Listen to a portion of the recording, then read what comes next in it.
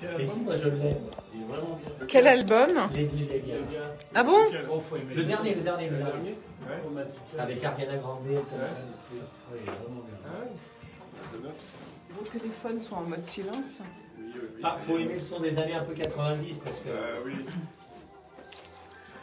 il a joué un petit peu avec le son d'aujourd'hui. Quand on a 43 ans, on aime le son des années 90. Hein.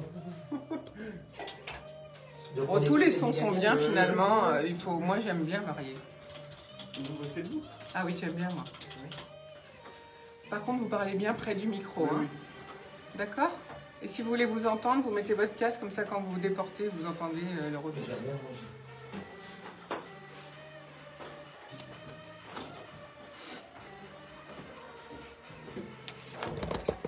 Oula, qu'est-ce que j'ai fait moi? Le trou. Ah merde. Bonjour à toutes, bonjour à tous, comment allez-vous ce matin? Eh bien, je suis ravie de vous retrouver pour une nouvelle... Mais j'ai pas ouvert le micro. Il n'y a que mon micro qui est allumé, Florence. Bah, c'est Bonjour Florence. Bonjour Christophe, comment Vous allez allez-vous bien? ce matin? Aujourd'hui, on va parler d'échalotes, d'oignons. Ça va être génial. De Ça va cuisine. être génial, exactement. De sport aussi dans un instant avec le retour de Bruno. Exactement, enfin le retour de Bruno. Il nous a manqué, il était confiné chez lui. Confiné chez lui, oui, exactement. Ou à la campagne, je ne sais pas, ou dans sa maison. Dans la bonne ville secondaire. d'Anguin. À côté d'Anguin. Dans la bonne ville d'Anguin. Dans la bonne Et ville puis d'Anguin. ensuite, il prend des vacances, alors on ne le reverra pas avant la Non, mi-janvier. mais il sera là aussi demain, de toute façon, pour vous épauler. Aujourd'hui et demain. Allez, je vous laisse. Bonne émission. Le bar de l'économie jusqu'à 11h. Bonjour à toutes, bonjour à tous, je suis ravie de vous retrouver pour une nouvelle édition du bar de l'économie. Florence Sueur au micro. Et puis retrouvez-nous bien sûr en FM sur 98.0 sur IDFM Radio Anguin bien évidemment et en vidéo live sur Facebook et puis vous pourrez nous retrouver sur YouTube, notre chaîne Bar de l'économie. Alors aujourd'hui, eh bien rien de mieux pour le moral que de bien manger et de boire un bon petit verre de vin. Alors aujourd'hui un nouveau label, des condiments ail, oignons, échalotes, garantis sans pesticides et en agri-éthique. Et puis aussi une plateforme B2B de crédit et d'assurance. Ce sera notre deuxième sujet du jour. Et puis le troisième sujet, ce sera la culture à Anguin, car il faut soutenir tous les artistes et les salles de divertissement qui sont en berne. Et pour parler de tous ces sujets, eh bien j'accueille David Archer, bonjour. Bonjour à tous. David Archer, vous êtes membre du comité de direction de Condichef et vous venez de faire labelliser votre gamme d'ail, d'oignons et d'échalotes en agri-éthique. Vous produisez aussi des aromates sans pesticides et donc c'est un nouveau label, on va en parler ensemble bien sûr et nous allons découvrir ce parcours avec vous pour cette entreprise créée en 45 et puis aussi on parlera peut-être de la difficulté de distribuer ou pas, où peut-on les trouver bien sûr et puis est-ce que c'est aussi pour garantir un revenu correct pour les agriculteurs. À vos côtés, Jean-Christophe Bocon-Gibaud, bonjour. Bonjour. Vous êtes le CEO, comme on dit, cofondateur d'Eloa, une plateforme collaborative de distribution de crédit et d'assurance créée en 2018. Et vous dites qu'elle s'est focalisée sur la relation client. Alors là, donc, on aimerait bien savoir ce que ça veut dire pour vous. Et puis, bien sûr, on voudra savoir son fonctionnement, comment obtenir un crédit sur une plateforme. Ça nous intéresse. Les emplois à pourvoir aussi. Et puis, le parcours pour arriver à sa construction, car vous avez réalisé une sacrée jolie levée de fonds. 5 millions auprès d'April, le leader du marché du courtage en assurance en France et de ses business angels. Et puis, vous aviez déjà fait une première levée de fonds. 1,3 million, en fin 2018. Donc là, on veut toutes les recettes, évidemment. On sera très intéressé de tout savoir. Mais comme d'habitude, avant tout ça, ce sont nos infos du jour et le retour de Bruno Vigoureux, enfin, pour un petit débrief du sport. Et Dieu sait si depuis un mois, il y a des choses à dire en sport. Oui, bonjour Florence. Bonjour Bruno. Bonjour à toutes et à tous. Oui, on va enfin reparler de sport. Le sport, vous savez, c'est cette chose étrange qui vous habite ou qui vous laisse totalement indifférent. Moi, je fais partie de la première catégorie. Toute ma vie a été tournée autour du sport, de ma plus tendre enfance à ma vie professionnelle, puisque j'étais journaliste pendant 40 ans dans le milieu du sport. Alors oui, je le redis haut et fort, sans sport, ma vie n'aurait jamais été la même. Et là, j'en ai été privé une partie de l'année. Vous dire que je me passionnais devant ma télé pour des matchs de foot ou de rugby avec des tribunes vides serait un peu exagéré, mais cela ne m'a pas empêché de vibrer sur des belles actions, des beaux buts. Et puis, le sport, c'est aussi l'émotion. Si elle n'était pas toujours présente sur le terrain, elle l'a été malheureusement dans d'autres circonstances. Cette année, 3 entraîneurs français nous ont quittés.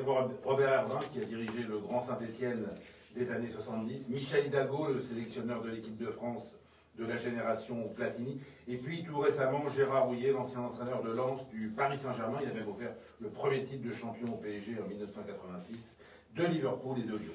Et puis, il y a aussi celui que beaucoup considéraient comme un dieu. Je veux bien sûr parler de Diego Maradona, un génie du football, un pied gauche magique, capable de conduire avec lui l'Argentine vers le titre mondial en 1986, mais aussi capable d'être disqualifié de la Coupe du Monde 1994 aux États-Unis pour un contrôle antidopage positif. C'était tout ça à la fois, Maradona. Le rugby aussi a perdu un grand joueur avec Christophe Dominici, l'ancien 3 carrel du RC Toulon et du Stade français, s'est envolé dans ce mois de novembre bien moisi. Mais le sport, c'est surtout la vie, et les compétitions se déroulent donc dans des conditions particulière. Le championnat de France de football, pour une fois, est très indécis. Le Paris SG n'écrase plus la concurrence. D'ailleurs, il joue ce soir contre Lorient au Parc des Princes.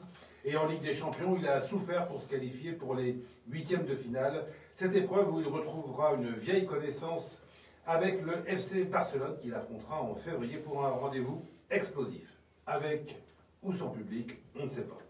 Mais le football, avec ou sans public, nous tient toujours avec ses incertitudes, ses excès, son injustice et par sa beauté. En rugby, c'est la même chose. L'équipe de France, moribonde pendant de trop longues années, semble enfin sortir de sa torpeur et se met à porter sur son dos de belles promesses pour l'avenir. Un avenir tout proche, puisqu'en 2023, la Coupe du Monde aura lieu en France, et les hommes du sélectionneur Fabien Galtier gagnent enfin, et quand ils perdent, comme contre l'Angleterre il y a moins de 2 semaines, ils le font avec panache. Car bien sûr, la France a perdu ce match, mais ce jour-là, elle a peut-être gagné un groupe, et ce n'est pas rien. Donc cette année maudite pour tant de personnes se termine, les portes de 2021 vont s'ouvrir, et j'espère aussi retrouver le chemin des stades, ce plaisir si particulier, car si les stades ouvrent, cela voudra dire qu'on pourra aller manger au restaurant avant ou après la rencontre, qu'on pourra boire un verre dans un bistrot pour refaire le match, qu'on pourra revivre tous ces moments-là qu'on n'a pas oubliés et qu'on rêve de retrouver le plus vite possible. Maintenant, il ne me reste plus qu'à vous souhaiter une belle année 2021. Comme je suis un éternel optimiste, je me dis qu'elle ne pourra pas être pire que celle qui se termine. Du moins, j'ose le croire. Au revoir Florence et à très vite. Au revoir Bruno, on est content que vous soyez de retour avec nous. Vous nous avez manqué et vous allez nous manquer encore puisque les vacances arrivent. Et donc on vous retrouvera sans doute mi-janvier. Merci Bruno en tout cas pour ce débrief sportif. À très bientôt. À très vite. Alors tout de suite, nos infos du jour comme d'habitude. Eh bien la première info, c'est la maire de Marseille, Michèle Rubirola, en fonction depuis le 4 juillet seulement, qui annonce son intention de laisser sa place à son premier adjoint, le socialiste Benoît Payan. Elle était élue écologiste, elle avait fait basculer la municipalité à gauche. Après 25 ans de mandat de Jean-Claude Gaudin, elle devenait en plus la première femme à diriger la ville et elle prendra la place de première adjointe. La raison, eh bien, elle dit qu'il faut être à 300% pour la ville de Marseille et qu'elle n'en donne que 150%. Voilà pourquoi elle quitte son poste de maire. Deuxième info du jour, eh bien, c'est la Convention citoyenne sur le climat qui exhortait le président Emmanuel Macron à prendre des décisions fortes contre le réchauffement climatique. La seule annonce retenue est l'ouverture de la voie à un référendum pour introduire la défense de l'environnement et de la lutte contre le réchauffement climatique à l'article 1er de la Constitution. Une annonce fraîchement accueillie par tous les acteurs politiques et associatifs. Un coup de com', comme ils disent, puisque depuis 2005, le respect des droits et devoirs de la Charte de l'environnement est déjà cité dans le premier alinéa du préambule de la Constitution française. Pour que la question puisse être soumise à un référendum aux Français d'ici la fin du quinquennat, l'Assemblée nationale et le Sénat devront voter le même texte. Donc le temps est court, on verra si ça peut se faire. En même temps, Emmanuel Macron a annoncé le report de la décision sur la rénovation obligatoire des logements la rénovation thermique, car cela coûterait trop cher aux Français. Et puis aussi, en même temps, il a annoncé être favorable à l'instauration de chèques alimentaires pour permettre aux plus modestes d'accéder à une alimentation durable, alors que cette mesure ne faisait pas partie de celles retenues par le gouvernement. Autre, peut-être que vous souhaitez commenter, David Archer. Oui, effectivement, ce réchauffement climatique en fait, a un vrai impact sur toutes les activités agricoles en France et dans le monde entier en général. Et nous sommes aussi effectivement impactés par ce réchauffement climatique parce qu'il y a une incidence sur la semence, sur la culture, sur la vie des sols. Donc effectivement, c'est un vrai sujet de fond qu'il faut traiter. Est-ce que ça veut dire que certains des agriculteurs avec qui vous travaillez prévoient de changer de culture ? Il y a des évolutions en termes de semences notamment, pas de culture mais de semences, c'est-à-dire que la matière première utilisée effectivement est en train d'évoluer pour être plus facilement adaptable aux nouvelles conditions météorologiques. Donc c'est faisable en fait, et les condiments peuvent résister à une plus forte chaleur. Disons qu'on travaille effectivement, on fait des essais, il y a des parcelles de tests qui sont mises en place pour effectivement pouvoir lutter contre ce réchauffement climatique. Merci beaucoup. Vous nous expliquerez après, tout à l'heure, où sont installés justement les agriculteurs dont on parle.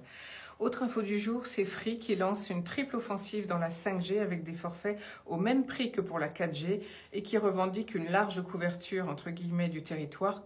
C'est de toute façon la même stratégie qu'il avait fait pour la 4G.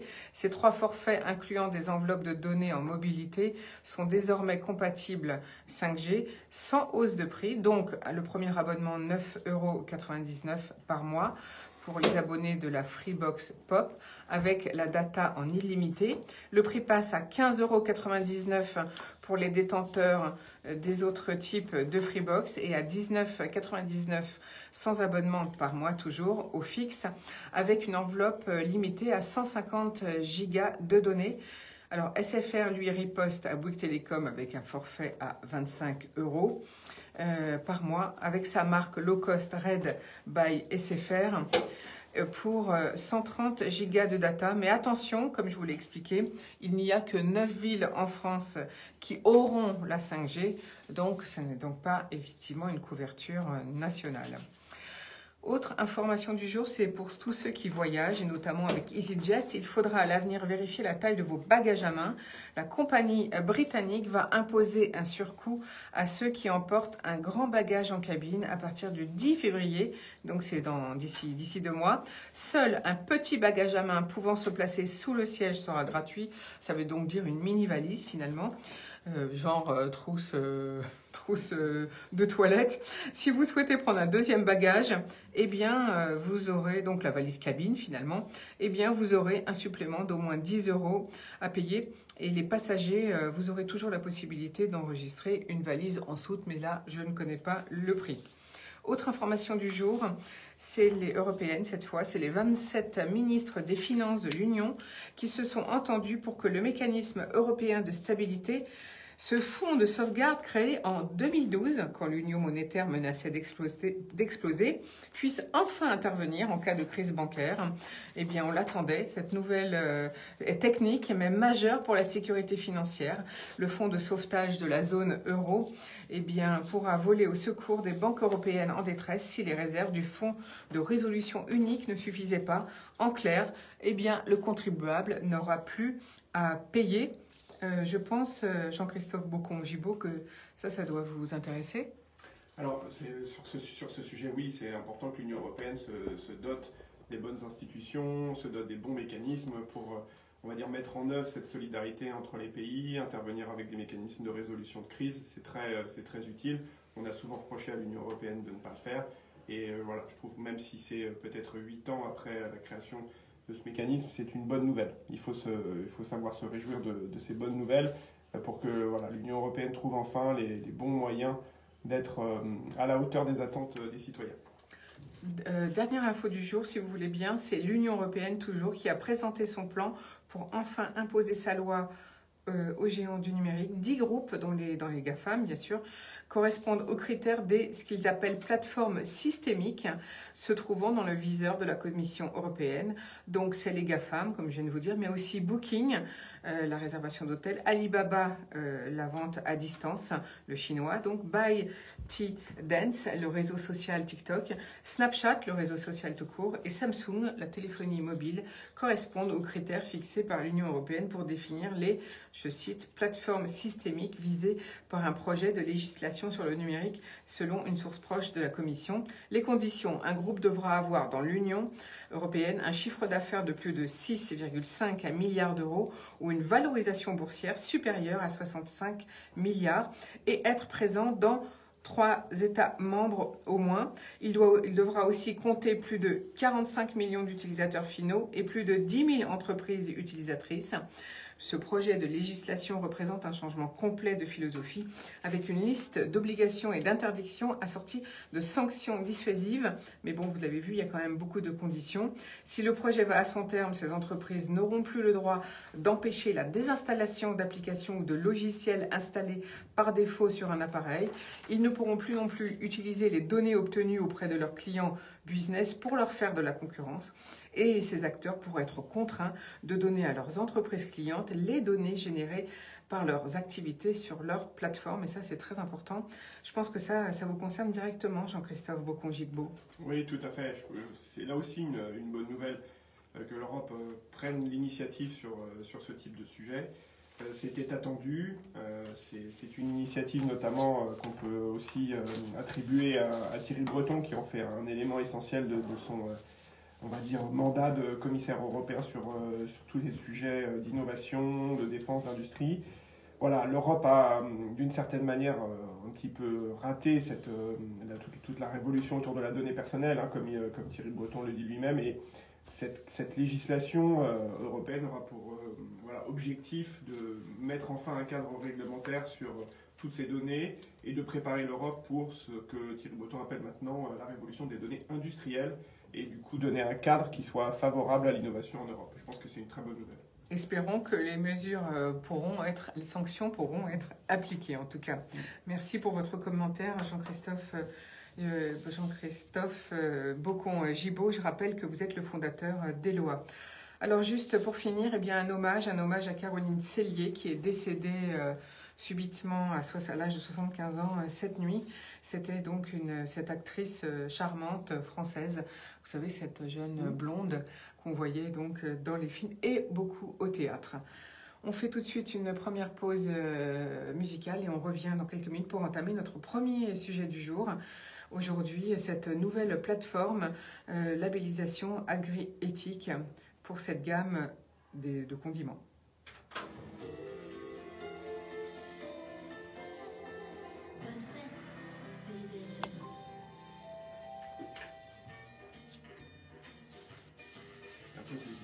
Combien de temps?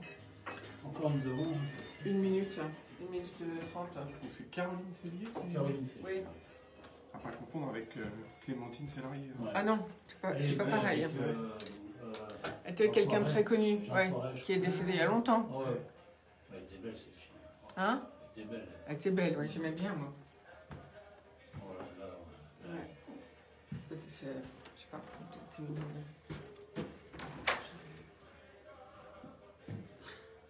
si vous avez besoin de boire un verre d'eau, c'est le moment. D'accord. Bonne idée.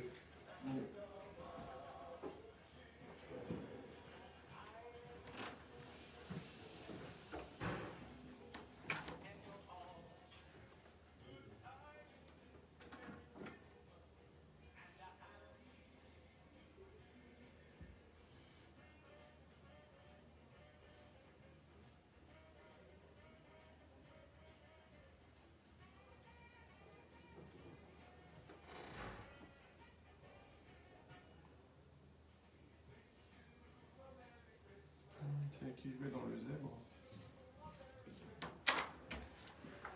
Qu'est-ce que tu nous aimes? Attends, rien, il y a son casque. Qu'est-ce que tu nous aimes? Là, c'est Platter. Oui, We wish you a Merry Christmas. C'est de saison. De toute façon, ça va être que ça maintenant. C'est vrai.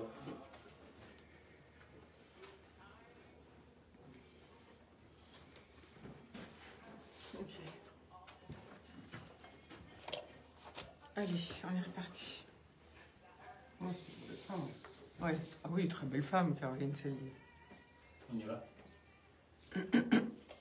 Nous voici de retour au bar de l'économie, après cette jolie pause musicale qui prévoit Noël, bien sûr, avec We Wish You a Merry Christmas, chanté par le groupe Les Platters.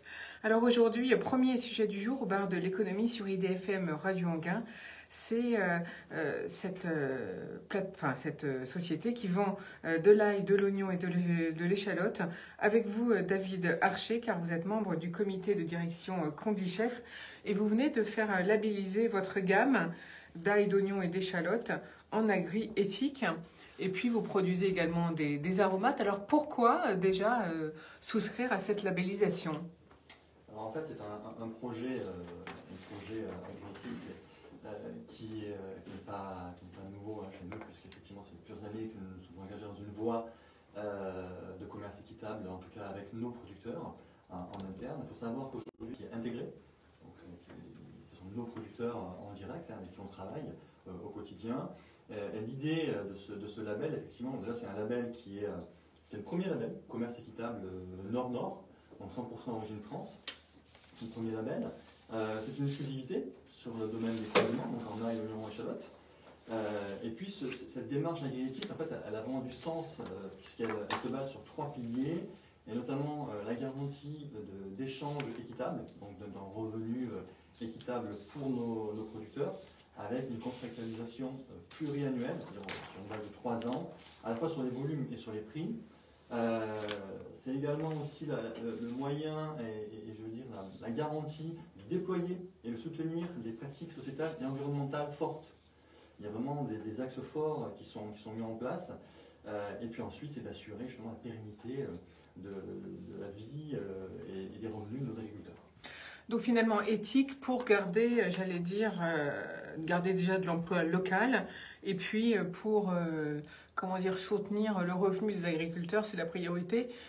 Et en troisième position, vous mettez le fait de ne pas utiliser de pesticides et de produits chimiques, c'est ça? Sur la gamme en fait qui est utilisée, effectivement, c'est de la gamme nature. En tout cas, à l'intérieur, ce sont des produits, ce qu'on met en avant, sont effectivement des produits avec 0 résidu de pesticides.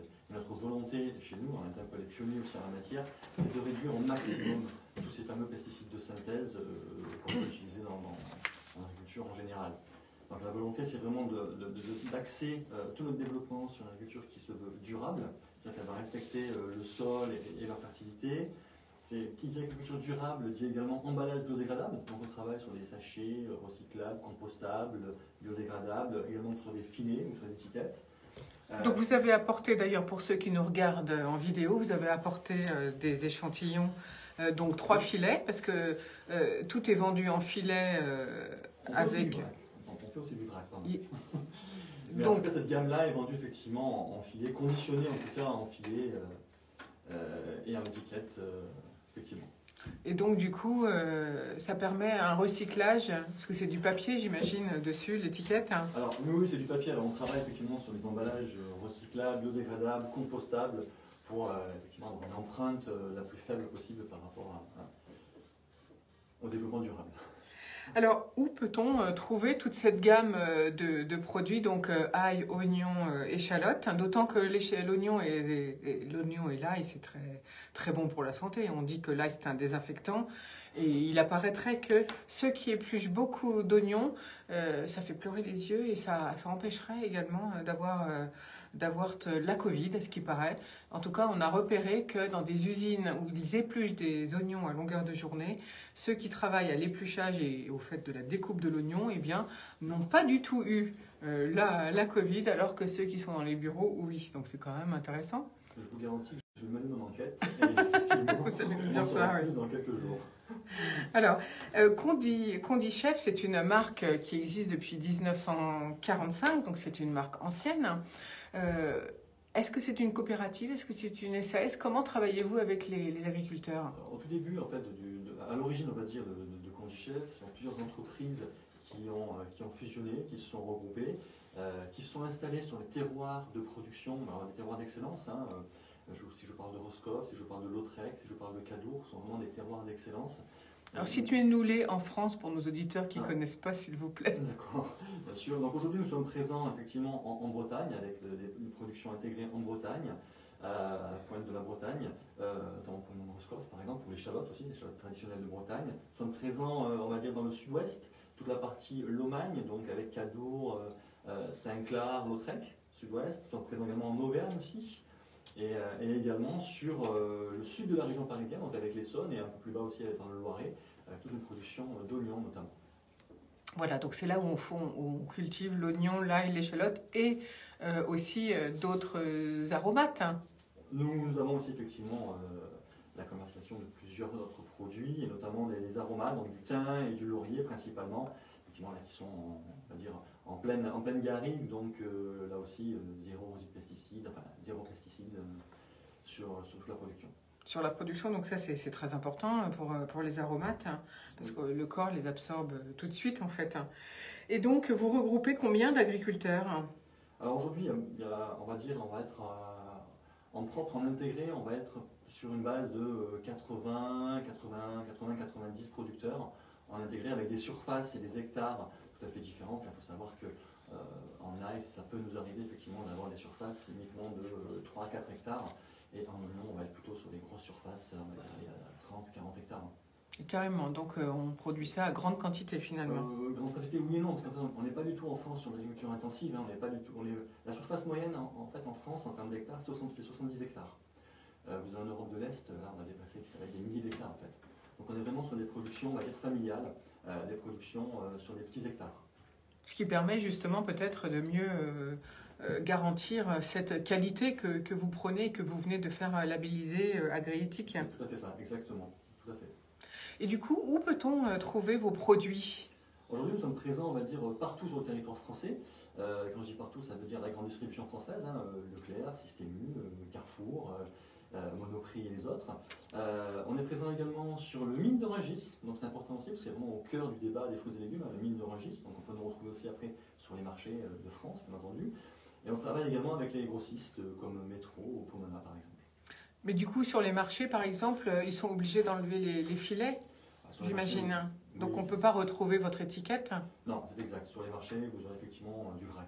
Donc là, il y a un travail de marketing peut-être à mener pour que nous, les consommateurs, on puisse trouver, ou garantie, on a envie d'acheter des produits, donc garantie qualité sans pesticides, on puisse retrouver vos produits finalement. Oui, c'est exact, c'est une piste de développement, effectivement. Est-ce que la production de condiments, finalement, votre production suffit à la consommation française? Alors, il faut savoir que sur le marché français, il y a une multitude d'intervenants. Vraiment de nombreux intervenants. Oui, quand ce sont des produits de campagne, parce que ce sont des produits de campagne, hein, il y a une saison, donc on va dire du mois d'août jusqu'à fin avril, mai, effectivement ce sont des productions françaises, 100% françaises. Après, il peut arriver effectivement qu'on ait des productions qui viennent on va dire d'autres pays, puisqu'on est en contre-saison. Donc ça peut arriver. Alors vous avez un producteur qui est assez connu parmi vos clients, j'allais dire, c'est la ferme du Gâtinais, qui est installée dans le Loiret, c'est ça? Oui, la ferme du Gâtinais est basée dans le Loiret, sur la commune de Largis, et en fait qui fait partie de l'entreprise, hein, Condichef, du groupe Condichef. Comment intègre-t-on la distribution? Est-ce que c'est difficile? Puisqu'on dit souvent que les agriculteurs n'ont pas... Enfin, en fait, on attaque souvent les distributeurs du fait qu'ils pressurisent les agriculteurs. Est-ce que c'est difficile? Est-ce qu'on n'a pas son mot à dire? Je pense que dans toute activité, le business en général reste effectivement difficile, mais ce qu'il faut savoir, c'est que sur notre catégorie de produits, il y a beaucoup d'intervenants, donc effectivement, ça nous stimule, ça nous challenge, et l'idée, c'est aussi de pouvoir répondre à la demande et à la fois des distributeurs, mais également des consommateurs, en offrant des produits sains, sûrs et bons, et justement en s'orientant sur des axes de développement durable, comme la labellisation par exemple de Agriéthique France, effectivement sur un commerce équitable Nord-Nord, qui apporte pas mal de garanties, et notamment une garantie de revenus aux agriculteurs. Donc on arrive, si vous voulez, à être en phase en fait, avec les demandes des distributeurs, mais également des consommateurs, avec ce type de labellisation. C'est-à-dire que finalement, cette labellisation, elle est à la limite obligatoire pour défendre le revenu de l'agriculteur. C'est plus facile, vous voulez dire, avec cette labellisation, de faire comprendre aux distributeurs qu'il ne peut pas vous pressuriser sur les marges? En fait, c'est pas que c'est plus facile, mais en tout cas, c'est vrai et c'est fondé. C'est-à-dire que vous avez beaucoup de marques aujourd'hui, peu importe les domaines, hein, qui vous disent nous, il y a une garantie de revenus, etc. Mais nous, non seulement c'est vrai, mais en plus c'est prouvé. Donc c'est ça l'avantage aussi, c'est que c'est vrai, c'est prouvé. Et effectivement, c'est ce que veut aussi le distributeur, qui s'engage également sur cette voie-là. Le consommateur, ça lui fait plaisir aussi, il y a des produits sains, sûrs et bons, et il sait qu'on maintient une activité qui est pérenne au niveau de l'agriculture. Alors, comment vous avez fait pour obtenir ce label? Est-ce qu'il y a une enquête faite par le comité agriéthique? Est-ce que vous avez signé un contrat avec eux? Pour combien de temps? Comment ça se passe? Oui, c'est un contrat un contrat de labellisation sur un minimum de 3 ans. Effectivement, il y a une audit, il y a un diagnostic qui a été réalisé pour savoir si on était éligible. Nous, notre volonté, en tout cas moi, ma volonté par rapport à ce produit-là, c'était vraiment de pouvoir labelliser, en tout cas une gamme en particulier, donc la gamme nature, avec des produits à l'intérieur qui sont zéro pesticides. On travaille aussi en parallèle sur toutes les labellisations de haute valeur environnementale, très important aussi. Ce sont des garanties en fait, garanties qui signifient en fait que nous travaillons pour une agriculture plus durable, locale et équitable. Et voilà, l'idée c'était effectivement de rentrer dans le cahier des charges qui avait été établi par Agriéthique France. Et effectivement, ça matchait à 100%. Et du coup, pour vous, en tant qu'entrepreneur, donc c'est un coût, j'imagine, supplémentaire? Oui, tout à fait, puisqu'il y a un cahier des charges qui est un peu différent. On n'est pas du tout sur l'agriculture conventionnelle où il faut de la productivité. On est sur, on va dire, pas du fait main, mais en tout cas, on est sur une production qui demande une attention beaucoup plus particulière et beaucoup plus pointue. Et du coup, vous êtes audité par ce groupe combien de fois, en fait? Une fois par an, effectivement, lors de la campagne. D'accord, donc ils vont à la rencontre des agriculteurs, ils vont dans les champs? Tout à fait. Et puis ils font des analyses du produit. Expliquez-nous comment ça fonctionne. Oui, en fait, voilà, c'est un audit qui vont rencontrer effectivement les producteurs, voir un peu comment ça se passe, quels sont les itinéraires techniques qui ont été utilisés au niveau des intrants, au niveau des collectifs aussi de producteurs, parce que l'idée et l'objectif de ce label Agriéthique France, c'est de pouvoir regrouper par collectif tous les différents producteurs qui ont intégré cette démarche et de voir un petit peu comment ça se passe, comment ça réagit et est-ce qu'effectivement toutes les conditions sont réunies pour procéder à leur développement et que ce soit bien pérenne et durable. Alors du coup, cette labellisation vient de démarrer, hein, c'est ça? C'est exact, on a débuté en octobre cette année. Donc, quel est l'accueil pour les premières ventes du public? Comment vous voyez les premiers résultats? Est-ce qu'il y a plus de ventes parce que justement on est labellisé? Alors c'est encore un peu tôt effectivement parce que c'était il y a 1 mois et demi, c'est encore un petit peu tôt, mais on voit qu'effectivement il y a l'entrain, en tout cas ça commence à bien partir, à bien remonter. Il y a des bons retours en tout cas, effectivement de la grande distribution aussi, on a des bons retours. Donc maintenant effectivement on espère aussi, on pense aussi que le consommateur aura son mot à dire et en tout cas aura les bons réflexes en magasin. Alors Condichef, c'est une marque ancienne, enfin c'est une société ancienne quand même, 1945 c'est pas rien. Quels sont vos axes de développement pour l'année 2021? Est-ce que la pandémie vous a retardé? Comment vous l'avez subi, ces confinements successifs? Oui, alors la pandémie effectivement a retardé tout ce qui était peut-être développement, mais plus sur l'innovation pure, donc pas dans ce domaine-là. Sinon, pendant la pandémie et dû aux différents confinements, on a eu la possibilité, les consommateurs en tout cas, bloqués chez eux, confinés, à part regarder la télévision et cuisiner, il n'y a pas grand chose à faire, donc ils ont cuisiné. Donc effectivement, on a vu que les volumes, en tout cas sur la catégorie de produits, étaient plutôt orientés à la hausse. Et donc, dans la cuisine de nos consommateurs. Donc ça c'est plutôt une bonne chose. Tout à fait. Et du coup, vous arrivez à distribuer un peu partout, sans souci? Oui, exact. Donc ça n'a pas vraiment retardé votre travail de distributeur? Sur cette catégorie de produits, non. Après, s'il y a eu des retards, c'est plus sur d'autres domaines et d'autres sujets. Alors vous vendez au travers, vous l'avez dit, des grandes surfaces. Vous avez cité quelques noms tout à l'heure. Vous avez dit aussi que vous étiez à Rungis. Oui. Est-ce que vous faites également de la vente directe? Est-ce que peut-être les agriculteurs le font? Est-ce qu'ils sont autorisés ou pas quand ils travaillent avec vous? Je pense que oui, il n'y a pas de blocage, en tout cas nous par rapport à ça, il n'y a aucun blocage. Mais ceci dit, ce sont des agriculteurs qui travaillent avec nous et grosso modo c'est 100% de leur production en fait. Donc logiquement... Donc finalement vous signez un contrat avec eux, vous leur garantissez l'achat de 100% de la production? Oui, c'est ça. En fait, vous êtes obligé finalement. En fait, quelque c'est ce qu'on a part. mis en place. C'est nous qui avons voulu mettre ça en place. Justement, pour le garantir aussi en parallèle, justement, un juste revenu. Ce revenu, ils sont tranquilles. Et une visibilité sur plusieurs Bien années. sûr. C'est ça l'important aussi. Ils peuvent investir, ils peuvent se projeter, ils peuvent avoir des projets, justement, et c'est ça l'intérêt. Est-ce que la demande des Français est importante en condiments? De plus en... Ah, pardon. En condiment, oui, c'est un marché qui est énorme. En France, on est sur un marché qui pèse aujourd'hui en France, vraiment au niveau total France, 486 millions d'euros, donc ce qui est énorme. Et pour un tonnage, 173 000 tonnes annuelles qui sont vendues aujourd'hui en France. C'est un énorme marché. Et du coup, là aujourd'hui, vous avez amené 3 échantillons différents, mais je suppose qu'en oignons, il y a de tout. Il y a des oignons blancs, des oignons rouges. Il y a tout ça, je suppose. Des oignons Roscoff, effectivement, des oignons jaunes paille des vertus. D'ailleurs, on a lancé une nouvelle gamme avec à l'intérieur un oignon jaune paille des vertus qui est une variété plutôt ancienne, avec une saveur un peu plus intense. Donc effectivement, j'ai envie de dire, la palette de couleurs et de saveurs est très variée, que ce soit en oignon, en ail ou en échalote. Ah, donc ça, on ne le connaît pas. Alors expliquez-nous cette nouvelle saveur dont vous venez de parler. C'est mon rôle justement en marketing de pouvoir faire connaître toutes ces saveurs-là et tous ces produits-là. Donc effectivement, ça passe à travers, on va dire, de l'information sur le site, notre site aussi internet, condichef.com. Voilà, c'est par rapport à tous ces différents leviers de communication sur LinkedIn, les réseaux sociaux, on essaie de communiquer effectivement sur ces différentes origines, terroirs, etc. de nos condiments. Est-ce que si le particulier veut acheter des produits en direct chez vous, est-ce qu'on peut? On n'a pas mis en place ce système de vente en fait.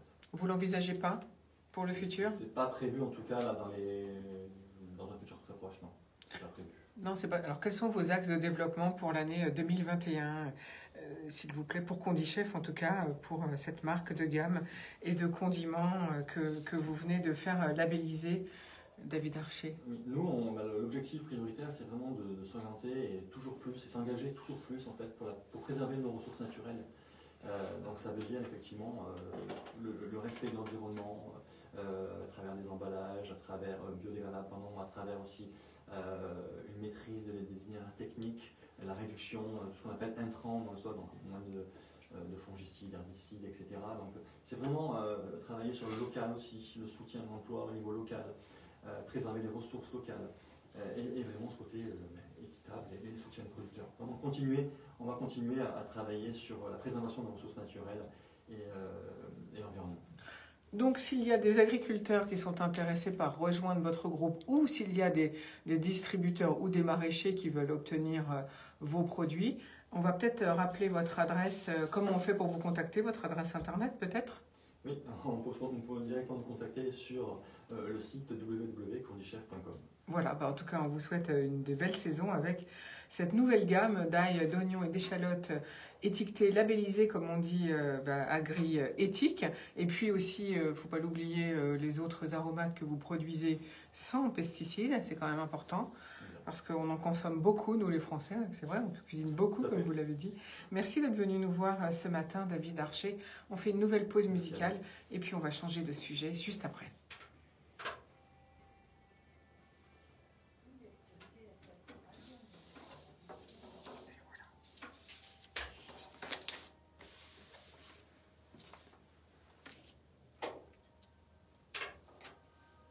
Moi, j'aimerais bien pouvoir acheter des produits garantis au marché. Et c'est une piste, ça peut être une piste effectivement. Aujourd'hui, c'est vendu, mais le consommateur ne le sait pas puisque c'est pas labellisé, c'est pas étiqueté, tout simplement. Mais c'est vrai que pour le mettre, alors après sur les marchés, ça dépend des marchés, mais il y a difficilement de la com. Enfin, je sais pas vrai. Il peut y avoir de la communication aussi.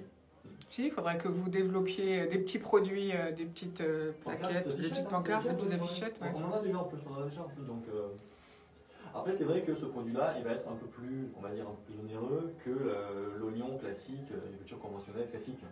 De combien de pourcents, je voulais vous le demander, puis ça m'est sorti. C'est pas énorme, très honnêtement, c'est pas énorme. Sur 1 kilo, si c'est entre 10 et 15%.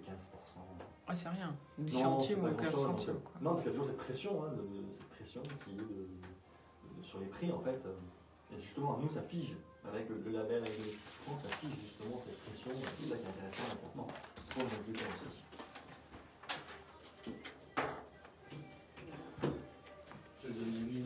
Ouais. Lady Gaga. Ah, Avec Elton John. Ah, c'est le nouveau. On en parlait tout à l'heure. Bah oui. Bizarre.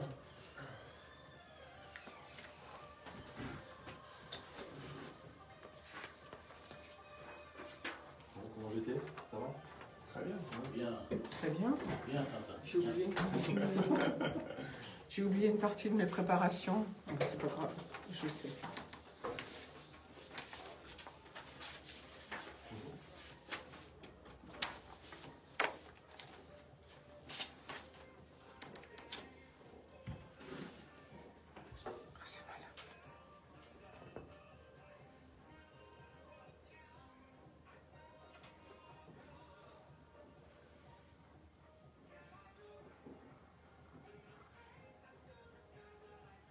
C'est un duo?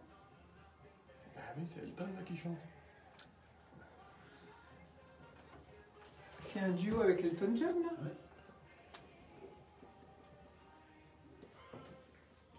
Eh bien, j'ai rien compris, ça s'appelle comment? Sign from. D'accord. J'ai Allez. du mal, je sais. On y va. Ouais, c'est bien.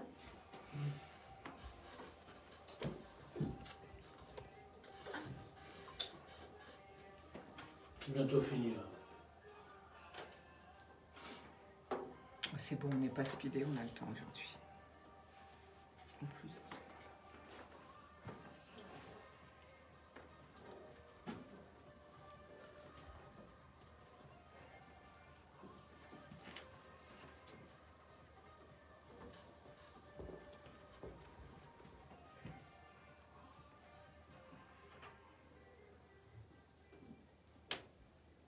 Nous voici de retour au bar de l'économie après cette nouveauté musicale. C'est Lady Gaga et Elton John pour ce titre Shine From Above. Je vous conseille d'acheter son disque, à ce qui paraît, il est superbe. Des auditeurs nous l'ont conseillé en tout cas. Alors, plusieurs sujets du jour au bar de l'économie. Aujourd'hui, on a parlé tout de suite bien d'un nouveau label et surtout pour garantir des condiments d'ail, d'oignons et d'échalotes. C'est le label Agri-Éthique pour une gamme nature sans pesticides avec David Archer, directeur, membre du comité de direction de Condichef. Et puis, second sujet, donc, cette fois, et ça va beaucoup vous intéresser, c'est une plateforme B2B de crédit et d'assurance avec Jean-Christophe Bocon-Gibaud. Vous êtes le cofondateur d'Eloa. Alors, Jean-Christophe, vous avez démarré en 2018. Oui. J'allais dire, à la limite, déjà, pourquoi... Je sais que votre formation, vous avez fait l'ENA, vous avez fait HEC. Oui, En général, quand on fait l'ENA, on se lance pas dans... On va dans le public, souvent. Ah oui, On se bah lance oui. très peu dans le privé. Comment c'est venu cette idée de nouveauté? C'est un changement de cap radical? Oui, c'est un changement de carrière. C'est vrai qu'il y a aujourd'hui pas énormément d'énarques, on va dire, créateurs d'entreprises. Il y en a quelques-uns. Non, c'est plus, vous allez casser la baraque, là. Voilà. Il y en a quelques-uns. Alors souvent, c'est pas souvent dans les services financiers. En fait, moi, c'est forcément une évolution un peu personnelle, tout ça. Ça faisait pas mal d'années. Moi, j'avais envie de me lancer dans la création d'entreprise. Donc, c'est à la fois une réflexion, des rencontres, aussi une temporalité. Donc, tout ça s'est marié. Et effectivement, fin 2017, début 2018, les planètes étaient alignées pour que je me lance dans cette aventure avec mes deux associés. Ouais, tout à fait. Donc, vous quittez votre précédent job, c'est ça? Exactement, oui. Certains m'ont pris pour un fou. Puisque j'étais chez BNP Paribas Cardiff, donc, avec un très beau poste. Et donc, oui, j'ai eu droit effectivement à quelques commentaires pour me dire « Mais qu'est-ce que tu fais? Comme tu étais complètement dingue !» Et donc, du coup, vous quittez ce poste en ayant préparé cette entreprise ou bien? On s'est associés, on s'est lancé dans l'inconnu. Mes deux associés avaient une activité préalable, donc on a pu, à partir de là, capitaliser sur cette activité et puis développer notre nouveau concept autour de la plateforme Eloa. Alors justement, on va tout de suite parler de la plateforme et après on reviendra sur l'aspect financier de la création d'entreprise, si vous voulez bien. Donc Eloa, c'est une plateforme, vous dites, collaborative de distribution et de crédit d'assurance. Vous dites qu'elle est focalisée sur la relation client, ça veut dire quoi? Alors ça veut dire qu'on est parti des besoins des clients, ce qui est trop souvent dans le monde du crédit et de l'assurance est un petit peu oublié, c'est-à-dire que les grands établissements bancaires, les grands assureurs partent plutôt de leurs propres contraintes, souvent d'un point de vue informatique, d'un point de vue organisationnel, et en fait après derrière la plaque auprès des clients, c'est-à-dire la répercute auprès des clients. Donc là, nous, ce qu'on a souhaité faire, c'est plutôt de partir des besoins. Les besoins des clients, ils sont on va dire, assez classique, mais parfois très difficile, c'est la simplicité. C'est de la simplicité, c'est de l'ouverture, c'est de la fluidité. Voilà. Donc on est parti de ça, et l'ouverture, ça veut dire, c'est un peu ce qu'on retrouve derrière ce terme collaboratif, c'est l'idée de dire que les professionnels qui utilisent la plateforme peuvent collaborer ensemble, c'est-à-dire transmettre les informations pour faciliter la vie, le parcours du client, qui trop souvent dans le domaine du crédit doit répéter à plusieurs reprises à la fois des informations, mais aussi transmettre des dossiers, des documents administratifs, voilà, qui sont assez lourds. Hein. Un dossier de crédit, ça peut vite, dans le monde immobilier, tourner entre 50 et 80 pages, 80 rectos. Voilà, donc on a une multitude d'interlocuteurs, une multitude de documents, et on a voulu essayer de centraliser tout ça en l'ouvrant aussi derrière à l'ensemble des professionnels. Alors il faut dire que c'est une plateforme B2B, comme on dit, Oui. c'est-à-dire pour les professionnels. Oui. Donc c'est pour qui finalement comme professionnel? Alors, Parce c'est que pour- crédit, assurance, c'est pas forcément la même chose. Non, non, même si ça se rejoint beaucoup aujourd'hui. Donc c'est d'abord, on est parti d'abord des besoins des courtiers en crédit. Donc tous ceux qui font ce rôle d'intermédiation entre un client final et une banque pour conseiller le client sur le crédit immobilier, mais aussi parfois sur du refinancement, du regroupement de crédit, du crédit à la consommation. Et puis, ces gens-là travaillent énormément avec les professionnels de l'immobilier, qui sont pour eux un vecteur d'apport d'affaires très important. Donc, on a aussi tout un pan de notre stratégie, de nos enjeux, qui sont de répondre aux besoins de ces professionnels-là. Et on n'oublie pas les banquiers et les assureurs, puisque tout ça fait partie d'un même écosystème. Et donc, on souhaite aussi pouvoir leur apporter des solutions, sachant qu'aujourd'hui, ils sont plutôt en difficulté dans la possibilité de travailler de manière digitale avec tout ce monde intermédiaire. Comment ça, ils sont en difficulté? Ils ont, c'est-à-dire en difficulté, ils ont les moyens de le faire, il n'y a pas de souci, mais leur système d'information, leur informatique n'a pas été pensé de cette nature-là, de cette façon-là. Et du coup, les investissements qu'ils pourraient faire n'ont pas toujours été faits pour bien travailler avec des courtiers, des professionnels de l'immobilier, dans ce qu'on va appeler une forme de partenariat pour faire venir des gens dans les établissements de crédit. Donc finalement, vous vous glissez dans la faille existante et vous investissez pour eux, c'est un peu ça qu'on entend? Alors, on leur propose aussi, enfin, on leur propose sûr. notre solution pour qu'ils puissent plus facilement le faire, tout à fait. Ouais. Alors du coup, vous dites, donc, on a bien compris que votre base de départ, c'est ce que vous appelez la relation client, donc la demande du client. Ça veut dire quoi, en fait, si on va sur votre plateforme et qu'on est donc un professionnel, je rappelle ce que vous venez de dire, soit on est courtier en crédit, soit on est un pro de l'immobilier, soit on est un banquier, soit on est un assureur. Comment fait-on? Comment ça fonctionne? Eh ben, très concrètement, on va rentrer en quelque sorte les coordonnées d'un client, lui ouvrir un accès, d'accord, pour digitaliser toute la relation qu'on va avoir avec lui, c'est-à-dire servir un peu d'une sorte de wallet, enfin de portefeuille de documents électroniques dans lequel il va pouvoir déposer l'ensemble de ses documents. Il sera pris en charge du coup par le professionnel via cette plateforme, faire de la signature électronique, partager l'ensemble de ses données avec d'autres professionnels, typiquement ça peut être un notaire, ça peut être aussi avec du coup pour le courtier avec la banque, pour éviter au client d'avoir à le refaire plus tard. Voilà. Donc c'est cet ensemble de services, et même trouver sur notre plateforme des produits d'assurance qui sont aussi, on va dire, un peu des produits connexes dans le cadre d'un financement sur lesquels le client n'a pas toujours envie de passer trop de temps. Et donc il pourra du coup à cette occasion-là faire l'ensemble de son parcours à travers la plateforme. Donc c'est une vraie solution de simplicité, ça lui permettra d'aller plus vite. Les projets financiers prennent souvent du temps dans un parcours immobilier.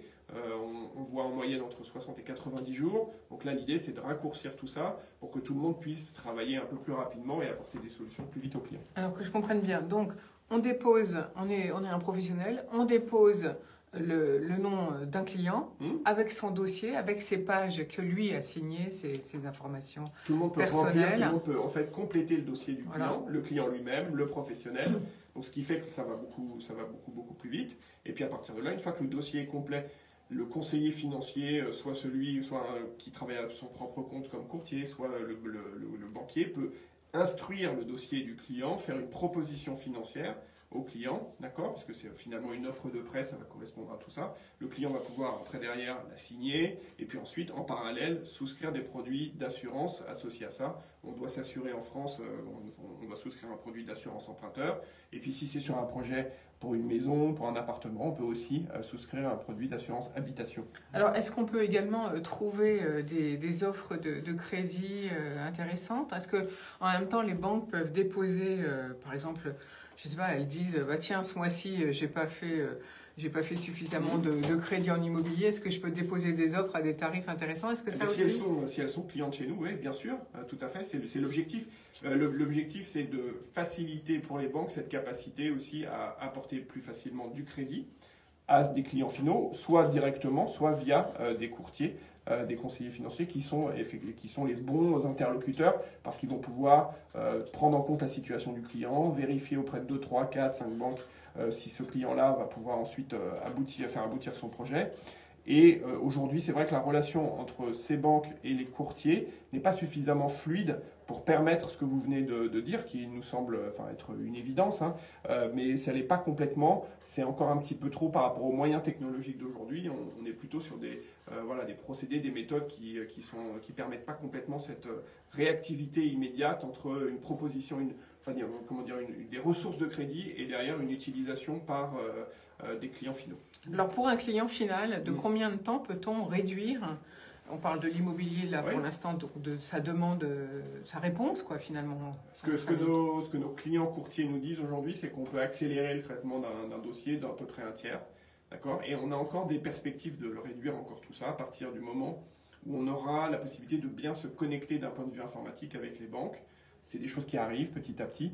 Il y a certains groupes bancaires qui ont investi dans ce domaine-là. Et donc, des noms. Oui, alors le groupe Banque Populaire et Caisse d'Épargne, BPCE, va normalement l'année prochaine proposer ce qu'on appelle des protocoles d'échange d'informations qui vont être beaucoup plus rapides et qui seront mis à disposition des intermédiaires. Les autres, on attend, on souhaite aussi qu'elles puissent le faire et ça permettra de faire gagner beaucoup de temps aux clients et aux courtiers et à la banque. Tout le monde gagnera du temps et on pense du coup probablement pouvoir réduire à peu près ce temps à peu près de la moitié.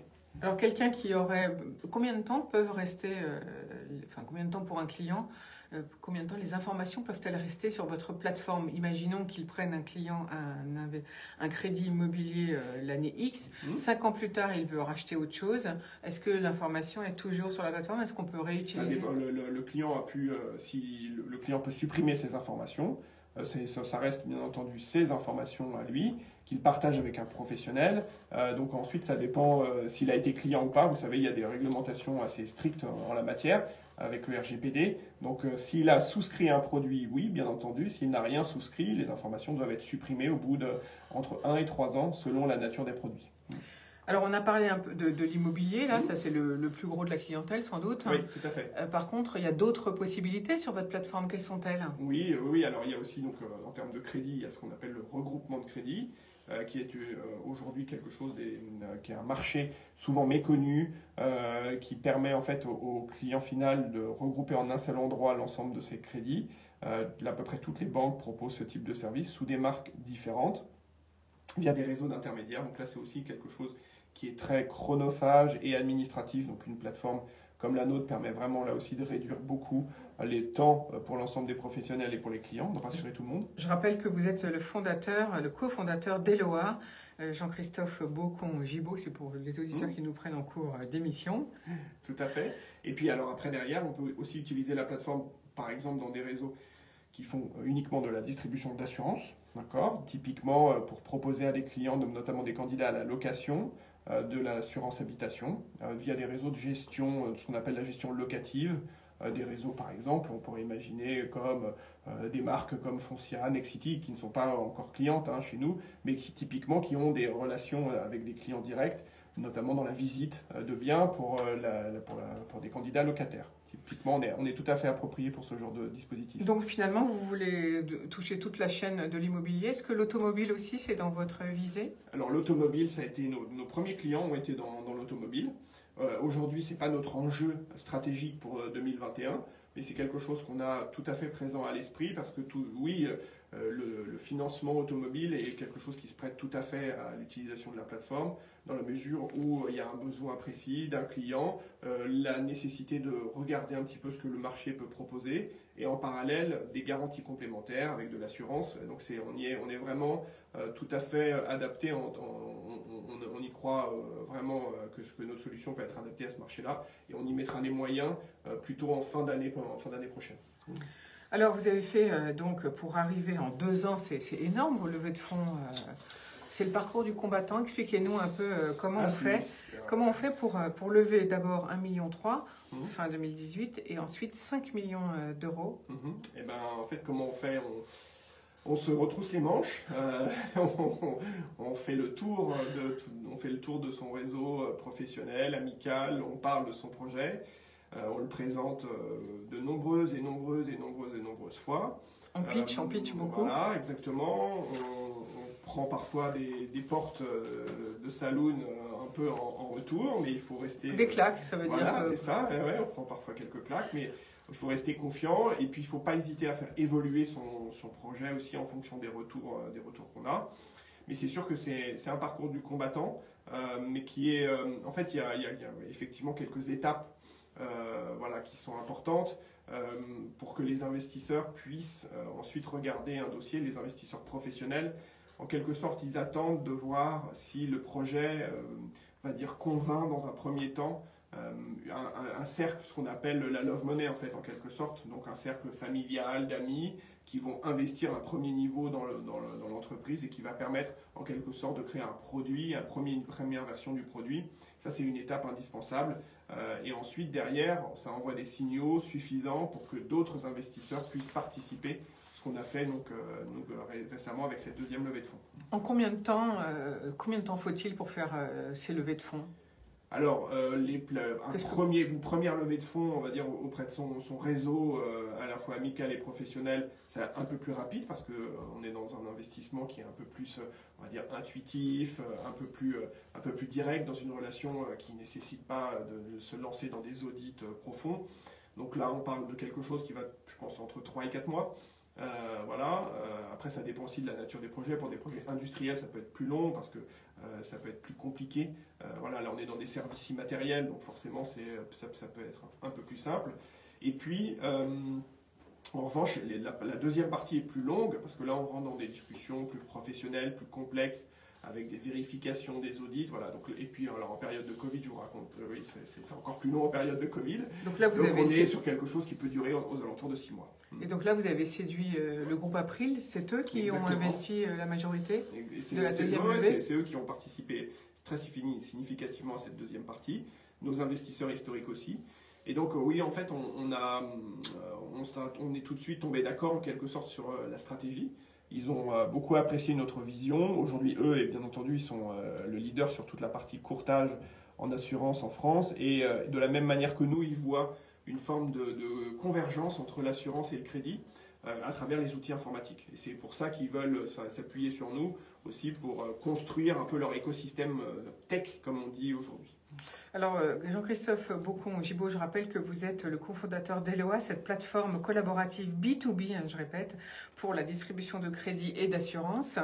Est-ce qu'il y a des postes à pourvoir en ce moment chez vous? Est-ce que vous recherchez? Alors, on a déjà lancé effectivement depuis la récente levée de fonds des recrutements. On a 4 recrutements qui vont arriver chez nous au premier trimestre et on aura dans la foulée sur le deuxième trimestre quelque chose autour de 5 à 6 recrutements complémentaires. Donc par rapport à aujourd'hui, on devrait faire plus 10 dans les 6 prochains mois. La société opérationnellement est installée à Orléans. D'accord, donc on est aujourd'hui, on aura fait quasiment presque x2, je pense, dans les 6 prochains mois en termes de recrutement. Donc ça, c'est une phase très importante pour nous. On structure l'entreprise, on recrute des postes à des postes assez importants pour que du coup ces nouveaux collaborateurs puissent nous accompagner dans la structuration et dans le développement de l'entreprise. Tout à fait, oui. Donc là, tout est basé sur le développement digital, j'allais dire. Est-ce que là, où se fait le développement chez vous? Tous les développements sont faits chez nous, en interne. On n'a pas sous-traité, on a fait le choix de pas du tout sous-traiter tout ça.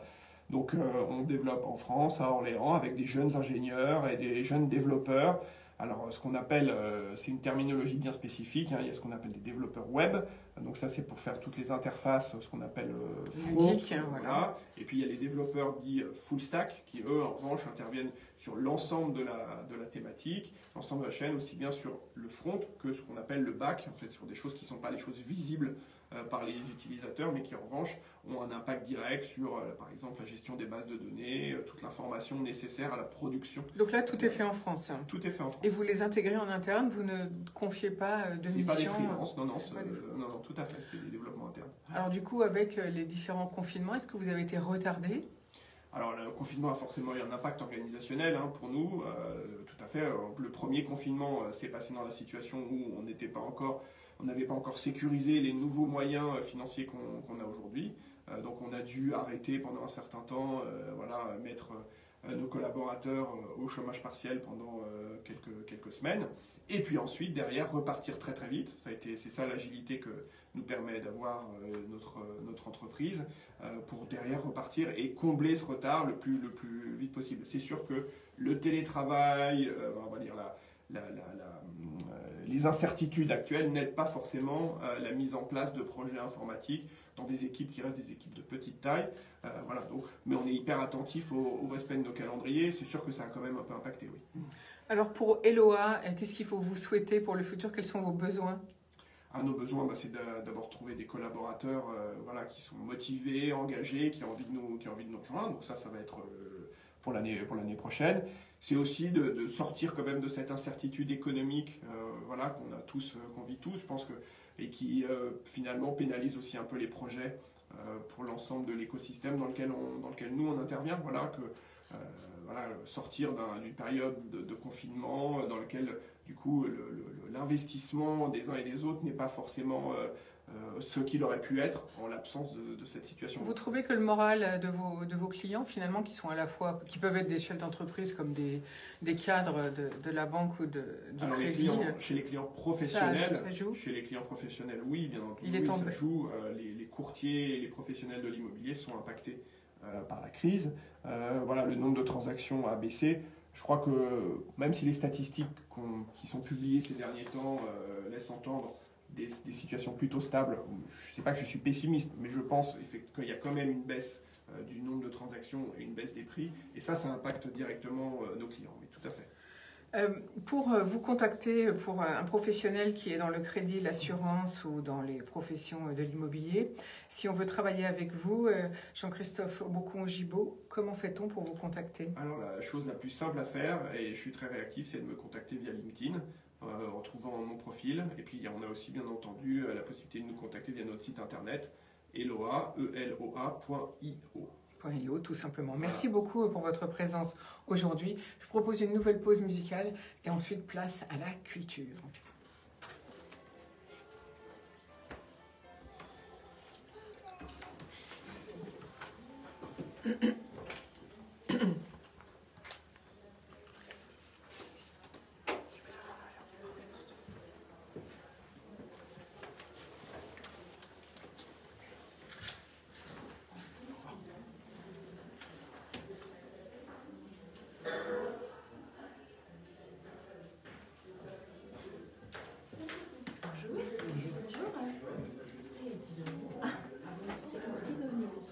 Vous allez bien, mesdames?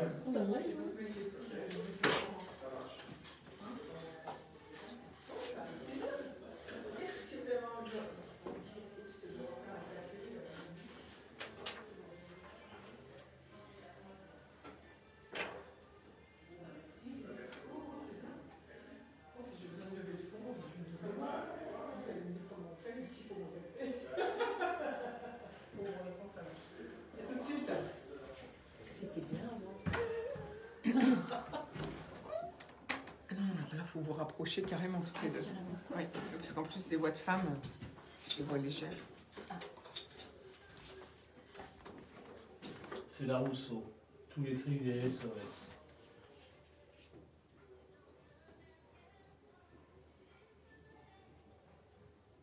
C'est quoi son prénom? La Rousseau. La Son Rousseau. prénom? La Rousseau. Il n'y en a pas. Il y en a pas. D'accord. Elle s'appelle son prénom. Je ne connais pas la Rousseau. Si, je connais, mais je croyais qu'il y avait un prénom, moi. Je croyais qu'il y avait autre chose. Attends juste. Ouais. Là, vous n'êtes pas assez près du micro parce que je ne vous vois pas. Là, comme ça. Alors, et puis en plus.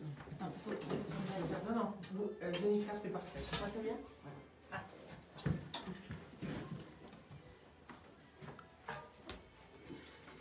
Qui commence pour tout le temps? Je sais pas, moi. Attends, je suis pas prête. Si, c'est-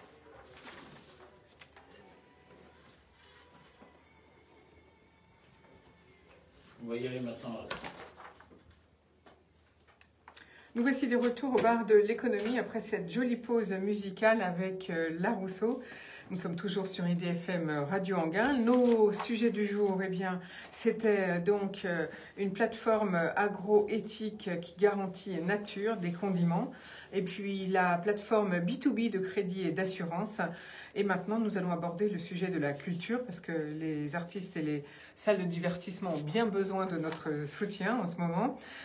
Et donc, si vous voulez retrouver tous ces sujets, eh bien, vous pourrez vous connecter sur notre chaîne YouTube dès cet après-midi. Alors, nous parlons tout de suite culture avec Jennifer Portefait. Bonjour. Bonjour. Et Émilie Flunkert. Bonjour. Bonjour. Pour l'offre culturelle digitale, les bains de la culture à Anguin-les-Bains. Alors, peut-être, je sais pas, Jennifer Portefait, on va peut-être commencer avec l'école de musique et la médiathèque. Oui, tout à fait. Mais écoutez, ces bains de culture, c'est venu tout simplement d'une idée de regrouper tout ce que les agents de la culture sur la ville font en cette période de confinement, parce que la culture n'est pas à l'arrêt. Évidemment que tous les agents innovent un petit peu dans chacun de leurs établissements pour être au plus près de leurs adhérents, de ceux qui viennent habituellement dans les établissements culturels. Et Bains de Culture, c'est une plateforme sur le site internet de la ville d'Anguin-les-Bains qui permet de retrouver ceux qui font la culture, qui se sont pris en vidéo. Donc c'est un petit exercice qu'ils n'avaient pas l'habitude de faire. Donc on a eu des petites formations justement avec les agents du Centre des Arts qui sont allés un petit peu partout dans la ville pour former les agents à se mettre en vidéo, en spectacle, en scène, et faire par exemple pour la médiathèque, vous pouvez retrouver des critiques littéraires. Françoise Panetier, vous pouvez la retrouver sur Septentrion de Louis Calafert, et vous avez comme ça plusieurs critiques littéraires qui sont mises en ligne. Tout simplement pour essayer de retrouver quelque chose d'incarné, puisqu'on avait déjà des sites, évidemment, tous les sites culturels avaient des sites en soi qui déjà proposaient des choses. Mais là, on incarne un petit peu plus, tout simplement pour recréer du lien, parce qu'on a besoin, les adhérents, les gens qui venaient dans les lieux de culture, ont besoin de retrouver ceux qui la créent, qui la font, et ont besoin de voir aussi, les artistes. Donc voilà, à l'école de musique également, les professeurs se mettent en scène, et on a toute une série comme ça sur Bains de Culture de vidéos qui permettent de se relier avec tout le monde. Alors, Bains de Culture, donc Émilie Flunkert, c'est développé par le Centre des Arts d'Anguin-les-Bains. Avec la médiathèque et l'école de musique et de danse d'Anguin-les-Bains. On a travaillé aussi en concertation, en collaboration avec le service communication de la ville d'Anguin-les-Bains. On s'est tous réunis pour échanger et pour trouver la forme qui convenait pour rendre visible cette offre culturelle digitale et montrer que effectivement les lieux aujourd'hui culturels sont fermés au public, mais qu'il y a d'autres façons d'établir le lien et de conserver l'impulsion que l'on veut tous, c'est-à-dire sauver la culture, la faire vivre et donner à voir ce qui se passe. Donc, ce qui veut dire que tout le monde est regroupé sur cette même plateforme ? C'est ça, on a défini ensemble, on va dire, le squelette même de la page dédiée à Bains de Culture, avec les différentes entrées thématiques qui pouvaient se faire, regrouper l'offre, que ce soit en littérature, ou bien en musique, en danse, en art visuel, avec chacun les champs de prédilection des différents lieux. Et c'était compiler l'offre qui pouvait se faire pour chaque lieu. Donc le Centre des Arts, à l'instar donc des autres structures, de l'école de musique et de danse et de la médiathèque propose aussi avoir des contenus autour des arts visuels, autour de la danse et de la musique. Voilà, on essaie de rendre visible, parce qu'effectivement nous sommes à l'arrêt depuis un moment. Le fait que le lieu reste fermé n'empêche qu'il nous propose à l'intérieur quand même des activités. Enfin voilà, on a toujours nos artistes qui sont en résidence. Le Centre des Arts n'a pas cessé d'accompagner les artistes pendant tout ce temps. Donc chaque semaine, en fait, dès lors qu'il y a un artiste présent dans nos lieux, on propose une capsule vidéo qui s'appelle l'instantané, où on représente cet artiste. Cet artiste donne sa parole pour montrer ce qu'il a fait au Centre des Arts et comment on l'a accompagné. Alors, si on n'a pas le temps de voir en direct toutes ces vidéos, toute cette proposition culturelle que l'on peut retrouver sur Bain de Culture, sur le site de la ville d'Enghien-les-Bains, est-ce qu'on peut les revoir, Jennifer Portefeuille et Émilie Flunkert? Est-ce qu'on peut revoir ce qui est... Est-ce que c'est enregistré? Est-ce que ça va être gardé? Ou bien est-ce que ça a une durée de vie? Jennifer Portefeuille. On est dans l'instantané, par exemple, au Centre des Arts, où vous avez vraiment des rendez-vous avec des événements que vous pouvez voir sur un laps de temps d'1 heure, 2 heures, 3 heures. Mais vous les retrouvez sur Bain de Culture. Et là, sur Bain de Culture, vous avez accès à tout ce qui est offert sur toute la culture de la ville d'Enghien-les-Bains. Voilà, donc on peut le regarder à n'importe quand. Quelqu'un qui travaille, par exemple, il peut rentrer le soir, tout est en replay. Ouais. Et en fait, c'est à la demande, finalement.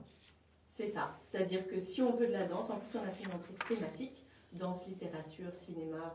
Donc ça permet aussi d'élargir les publics sur ce qui est proposé en culture, puisqu'on a quand même les habitués du Centre des Arts ou les habitués, les adhérents de la médiathèque qui avaient l'habitude d'aller sur leur site.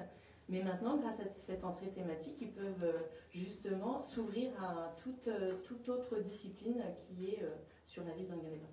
Alors, ça a été une complète retransformation rapide pour vous, pour votre manière de faire, j'imagine, Émilie Flunkert. Oui, il a fallu vraiment rebondir, imaginer de nouveaux formats.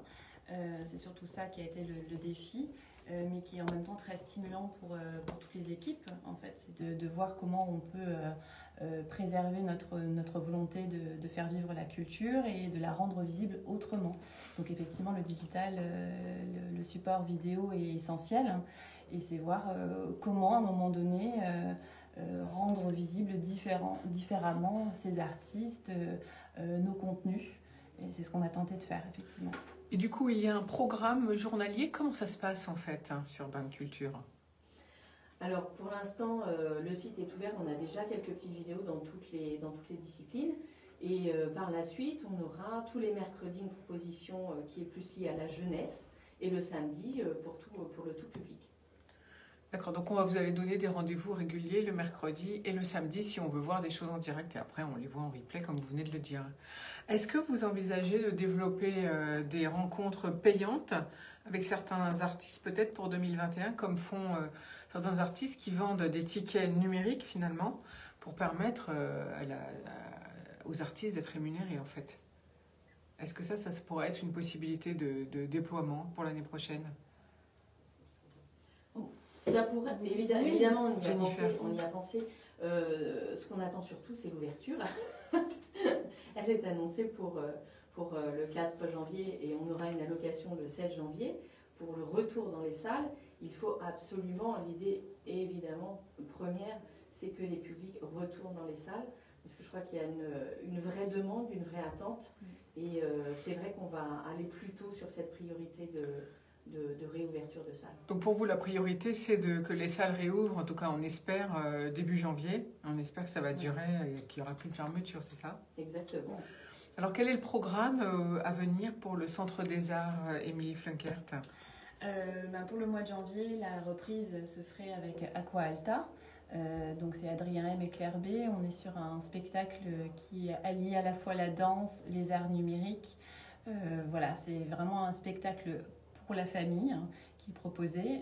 On est vraiment sur la carte de l'émerveillement, de l'imaginaire, voilà, avec un dispositif scénique très beau visuellement. On est vraiment plongé dans un univers du numérique.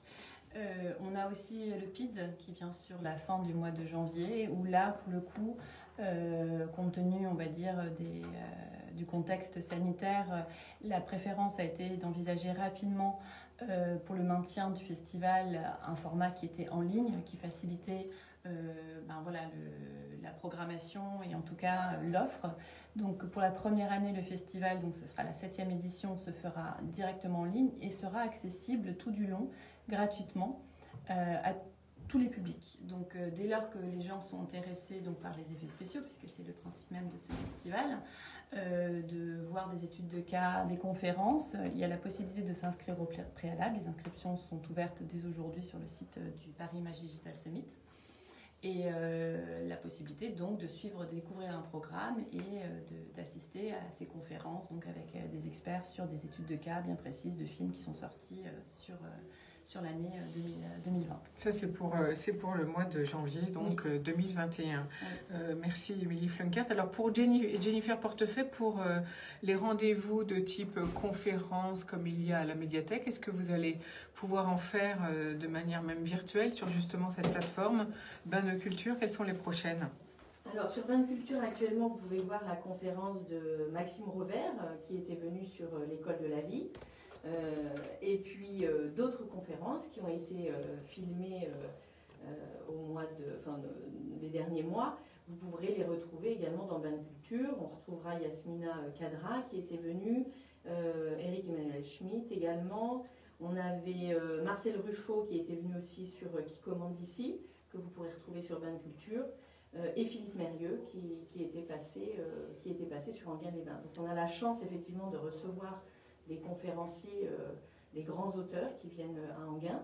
Évidemment, dès le mois de janvier, on attend de reprendre ces conférences, notamment avec Bertrand Perrier, qui est un spécialiste de l'art oratoire, et Françoise Chandernagor, qu'on ne présente plus. Bien sûr. Donc, évidemment qu'on va essayer de retrouver ces conférences.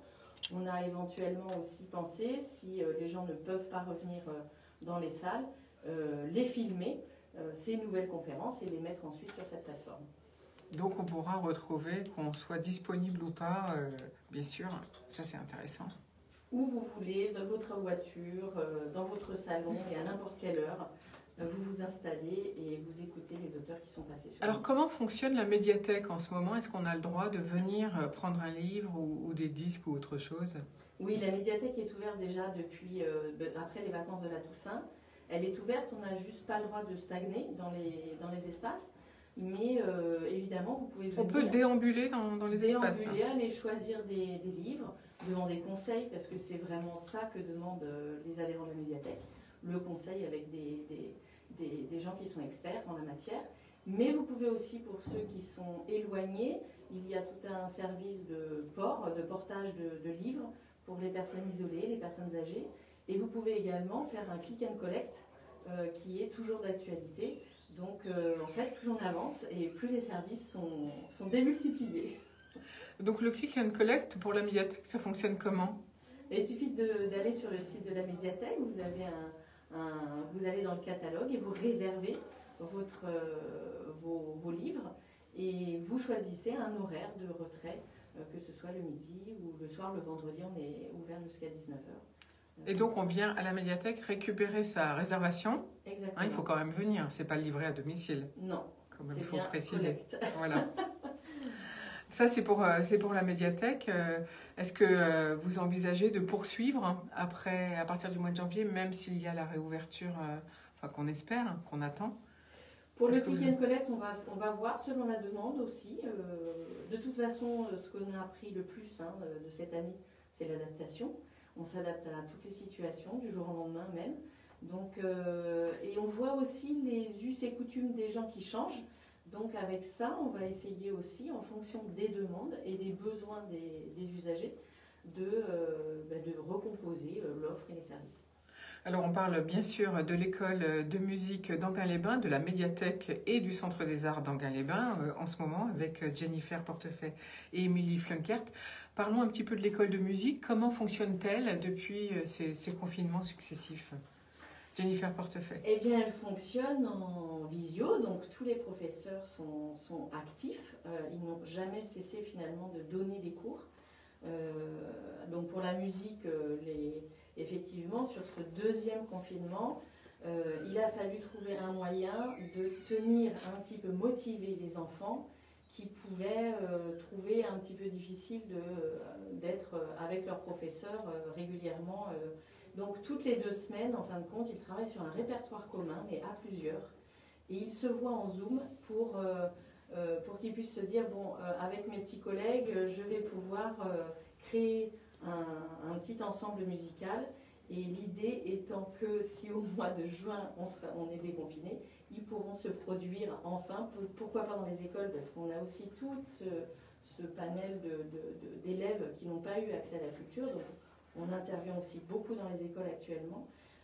Mais voilà, faire jouer ces enfants au déconfinement ensemble et pour les autres qui ont manqué de culture. Donc finalement, à l'école de musique d'Enghien-les-Bains, les enfants s'entraînent à distance avec leur professeur en vidéo. Exactement. Oui, ce qui est un peu plus triste et puis moins motivant pour un enfant notamment. Oui, mais on s'aperçoit quand même, parce que se posait vraiment la question de la danse, tout ce qui est apprentissage individuel de la musique, ça se fait plus facilement. En danse, c'est déjà beaucoup plus difficile. C'est beaucoup plus difficile, ce que j'allais dire. Mais alors, pour le coup, les professeurs de danse ont été très ingénieux. Ils ont fonctionné aussi avec des projets sur des répertoires. Les enfants peuvent se prendre en vidéo, envoyer leurs vidéos. Ils vont créer un petit montage de tout cela. Et on a très peu de désinscription finalement. Et ce qui permet en fait aux enfants de tenir, c'est le lien qu'ils ont avec leur professeur. Donc évidemment, on ne fait pas 3 pirouettes et 10 fouettés dans son salon. Mais voilà, on continue à préparer le corps pour éventuellement le 10 janvier reprendre les cours de danse en collectif. Donc l'ouverture éventuellement, c'est ce que vous nous avez annoncé, ce serait pour vous à l'école de musique à Enghien le 10 janvier. Alors pour l'instant, les cours individuels de musique réouvriront dès le 4 janvier. Pour les mineurs, on ne peut pas encore assumer la venue des adultes. Et pour les cours collectifs de danse, ça sera le 10 janvier, puisqu'on attend l'allocution du président le 7 janvier. Bien sûr. Voilà. Quand vous dites les adultes ne sont pas bienvenus, c'est-à-dire C'est-à-dire que c'est la réglementation. Le décret est sorti le 14 décembre là, et pour l'instant, on ne peut ouvrir qu'aux mineurs. Donc, seuls les enfants qui prennent des cours peuvent venir. Si En des adultes prennent des cours, non. Ils resteront en visio. Ils resteront en visio et on attend bien sûr l'allocation, enfin de voir où on en est le 7 janvier. Exactement. Qu'en est-il pour la médiathèque? Pareil, les adultes n'ont pas le droit de venir? Si, la médiathèque est ouverte à tous depuis la fin des vacances de la Toussaint. Donc là, on n'est pas obligé de fonctionner que par le click and collect. On peut venir déambuler, comme vous avez dit. Exactement, et demander conseil. Donc là, les 3 établissements avec le Centre des Arts vont rester ouverts pendant les fêtes. Vous poursuivez donc le service aux habitants d'Enghien-les-Bains et plus même. Tout à fait, la médiathèque reste ouverte, le Centre des Arts aussi. L'école de musique est fermée puisque ce sont des vacances. Alors, Émilie Flunkert, il y avait une grosse proposition cinéma au Centre des Arts, Oui. une magnifique même, on peut dire, programmation. Qu'en est-il du coup avec cette période de confinement et la fermeture de la salle? Alors l'offre se maintient, c'est-à-dire qu'on avait effectivement une programmation qui se faisait, donc c'est pour rappel, le Centre des Arts est aussi un cinéma d'art et d'essai sur le jeune public et sur le patrimoine. Sur le jeune public, la programmation pour le moment effectivement est suspendue. Néanmoins, nous avions aussi l'offre faite autour des ciné-clubs avec des experts donc en cinéma qui étaient une fois par mois invités au Centre des Arts autour d'un cycle qu'ils avaient défini. Donc on avait Alain Bergala pour Pasolini qui proposait un cycle de plusieurs films. Et on avait Charlotte Garçon qui proposait un cycle autour de Belle et Rebelle, donc toutes ces héroïnes, actrices américaines qui incarnent cette soif de vivre et de ne pas répondre, on va dire, aux ordres qui peuvent être donnés et à cette société qui viendrait un peu les pressuriser. Donc cette offre-ci existe toujours une fois par mois.